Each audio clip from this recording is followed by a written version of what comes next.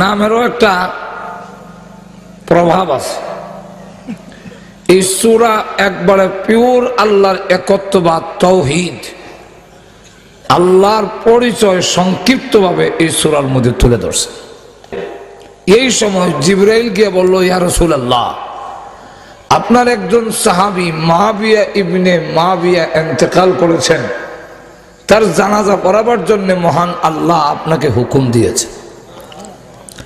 রাসূল বলেন, আমি কই আর মুআবিয়া কই, এখন তার জানাজা পড়াবো কিভাবে? প্রায় 60 মাইল দূর। জিবরাইল বলেন, এক্ষুনি আপনি মুআবিয়ার লাশ দেখতে পাবেন।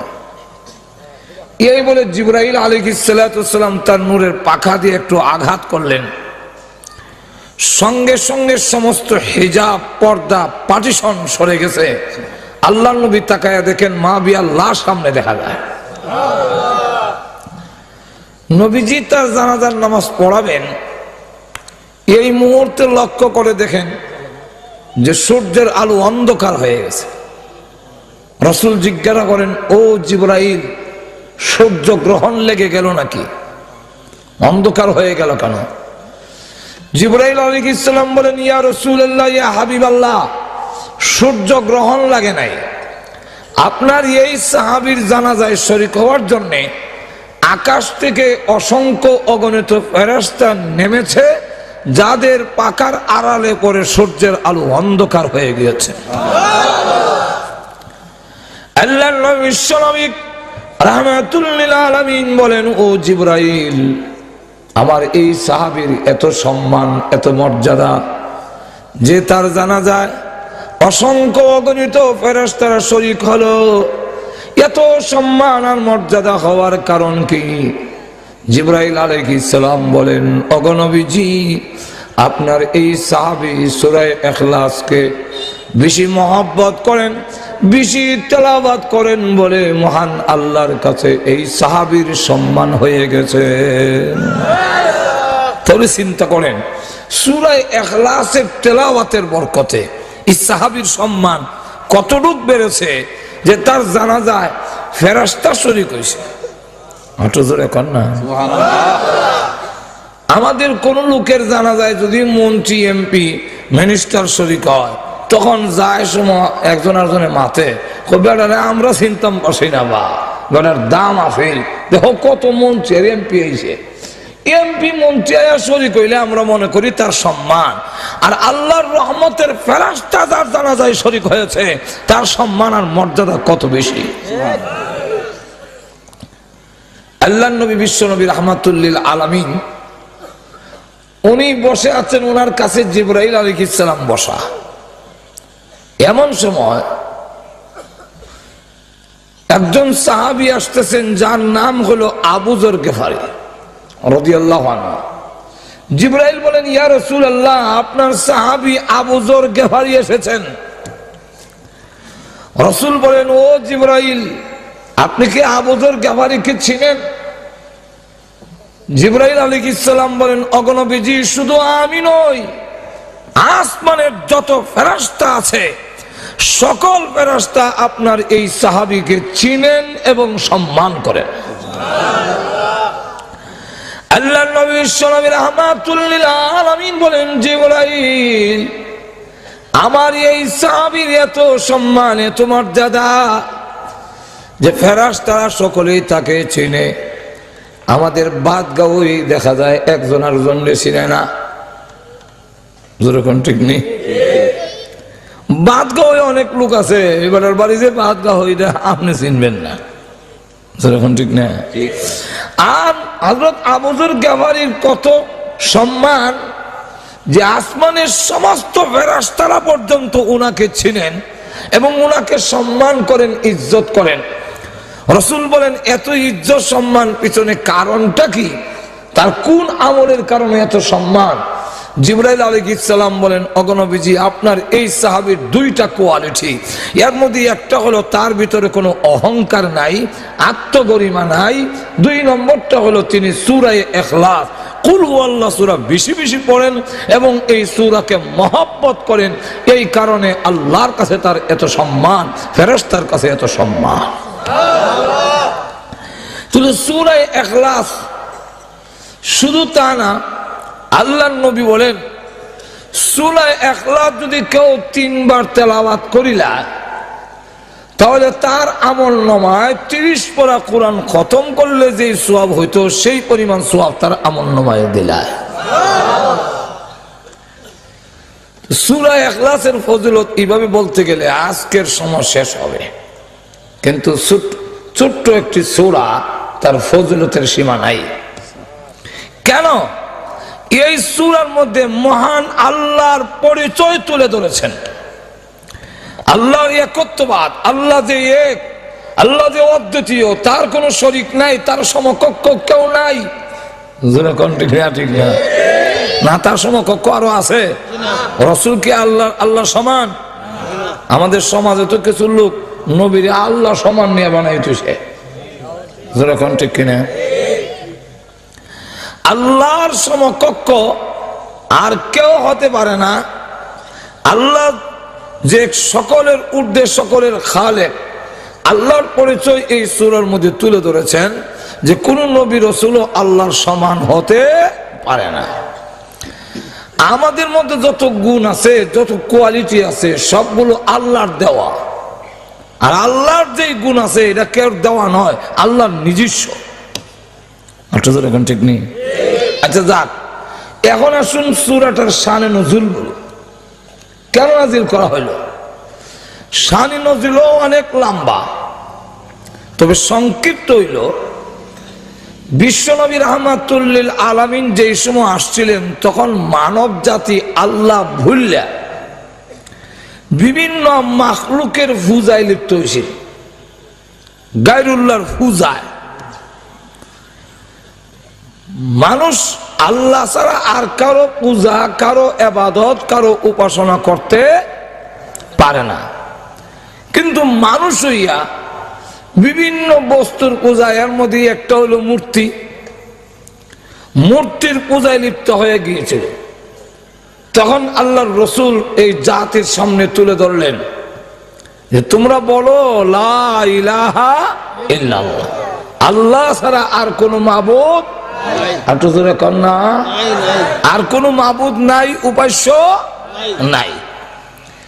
কেন উপাস্য নাই তাও আল্লাহ উল্লেখ করে দিয়েছেন আরেক আয়াতের মধ্যে, যে আল্লাহ রাব্বুল আলামিন এমন এক সত্তা যার কাছে যে গুণগুলো আছে আল্লাহর কাছে, এই গুণ, এই ক্ষমতা কোনো মাখলুকের কাছে নাই। এর মধ্যে একটা হইল যে আল্লাহ যিনি হবেন, খোদা যিনি হবেন, উপাস্য যিনি হবেন, তার জন্য প্রথম নম্বর শর্ত হলো তিনি মরতে পারবেন না। যিনি মরে যান, যিনি ধ্বংস হয়ে যান, তিনি আমাদের উপাস্য হতে পারে না। কেন? উনি যদি নিজেই, আমরা যার উপাসনা করব, যিনি আমরা খুদ হইব, উনি যদি মরি যায় কি, তাহলে এই বন্দার অবস্থা কি হইব? মাঝরে কন্টেক কিনা? তাহলে প্রথম নম্বর শর্ত হলো তিনি মরতে পারিবেন না। 2 নম্বর হলো আল্লাহ নিজে পরিচয় তুলে ধরছেন। এগুলো সময় নাই, বিস্তারিত আলোচনার দরকার। এগুলো গেলে এখন আমার অনেক লম্বা হয়ে যাবে। এখন লক্ষ্য করে দেখেন, রাসূল যখন বললেন যে বলো আল্লাহ ছাড়া কোনো মাবুদ নাই, তখন কাফেররা আয়া কয় আপনার আল্লাহ কিসের তৈরি? আমরা দেবতা তো কোনটা স্বর্ণের তৈরি, কোনটা রূপার তৈরি, কোনটা পাথরের তৈরি, কোনটা মাটির তৈরি, কোনটা কাঠ দিয়ে বানাইছি। আপনি আল্লাহ কিসের তৈরি? 2 নম্বর হলো আপনার আল্লাহ খায়নি, আপনার আল্লাহ ঘুমাননি, আপনার আল্লাহ উনি ওনার ছেলে মেয়ে আছে কিনা, ওনার বউ আছে। এই জাতীয় যাবতীয় প্রশ্ন যখন রাসূলকে এসে করা শুরু করলো, আপনি আল্লাহর পরিচয় দেন। আমরা তো ভগবানও আছে, ভগবতীও আছে, যেরকম ঠিক না? ভগবানের বউ ভগবতী, ঈশ্বর আছে, ঈশ্বরীয় আছে, এখন ঠিক নেই। আমরার গড আছে, গডেস আছে।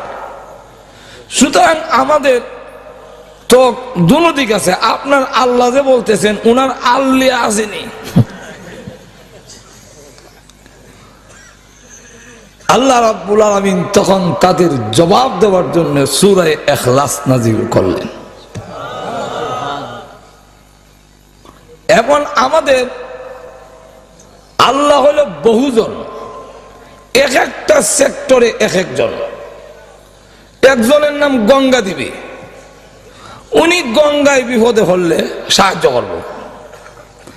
একজন হলো শিক্ষা দেবী, শিক্ষা উৎকা লেখাপড়ার লেগে গেলে ওনার কাছে যাইতো। আর একজন হইল লক্ষ্মী দেবী, ও লক্ষ্মীর থেকে ফিরাইবার লেগে লক্ষ্মী দেবী। এইভাবে এক একটা সেক্টরে এক একজন ফিট করিয়া শুধু কাবাগরের মধ্যে 360টা মূর্তি আছে, তারা 33 কোটি দেব দেবীর পূজারী। সকলে মিললেও তারা সমস্যার সমাধান করতে পারে না। কেমনে পারবো? এটা তো একটাও জিতা হই না, পারবো কেমনে? মূর্তিগুলোকে জিতা না মরা? আল্লাহ নিজে বলে আমওয়াতুন গায়রু আহইয়া,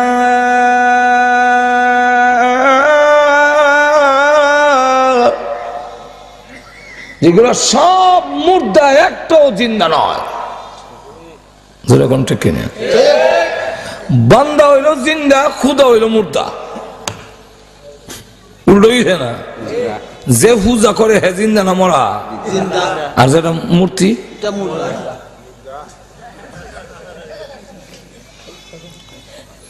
এমন দুর্বল, তার নিজের খাবারটা রক্ষা করতে পারে না, তাহলে তোমরা উপরে ঠাডা হলে ফিরাইব কেমনে? যেরকম ঠিক কিনা? ঠাডা তো বড় এক গজব করবো। মাছি ডাইলে এটা একটু তাওয়া দিল, এটা চাটনি হয়ে যায়। যেরকম ঠিক নেই। আর সেই জায়গায় আল্লাহর গজব যখন আসবে, এটাকে ফিরাবে কেমনে? তোমার তো ফিরাইব দূরের কথা, হ্যাঁ নিজেরটা পারে না। মাছিয়ে খাওয়ান লয়ে যায়, সিরা, দই, মই, খই দেওয়া আছে সামনে, কলা, ডিম। এটা মাছিয়ে নেয়, তাও চুরি করে নেয় না, আওয়াজ দিয়ে নেয়। এমন না লুকাই নিছি খৈতারি না, আওয়াজ দেয়, মন ক্ষমতা থাকলে আটকাও। খাই আবার ফের পড়ে যখন যায় কি, তখন আবার আওয়াজ দিয়ে মাছি যায়, ভন বলে যায়। খাইয়া ফের পুরি লেছি, তোমার খাওয়ান আমি খাই দিয়েছি, কিতা করছ? যেরকম ঠিক কিনা? এটা আমার কথা না, আল্লাহ নিজে বলছেন يسلبهم الذباب شيئا لا يستنقذوه منه ضعف الطالب والمطلوب।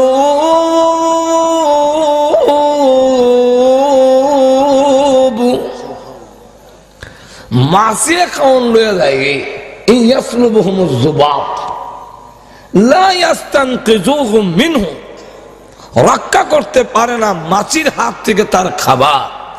দৌবাত তালিব ওয়াল মাতলুব, যে কামনা বাসনা পেশ করে সে হইল তালেব, আর যার কাছে করে তার নাম মাতলুব। আল্লাহ বলেন দৌবাত তালিব ওয়াল মাতলুব, তুমি যেমন দুর্বল তাই তুমি সন্তান আর বিভিন্ন চাকরি নকরি শিক্ষা দীক্ষা চাচ্ছ তার কাছে, তুমি দুর্বল হইয়া তো এটা প্রমাণিত হইল যে তুমি দুর্বল। কিন্তু তুমি যার কাছে চাচ্ছ সে তো তোমার থেকে আরো 100 গুণ দুর্বল। দুর্বল না? তাহলে তোমারও রক্ষা করবো কেমনে গজব থেকে? রসুলের সামনে একবার আইসে মূর্তি একটা বগল তুলে তুলে, রসুল জিগা এটা কিতা? কই না আমার দেবতা, এটা আমার ভগবান।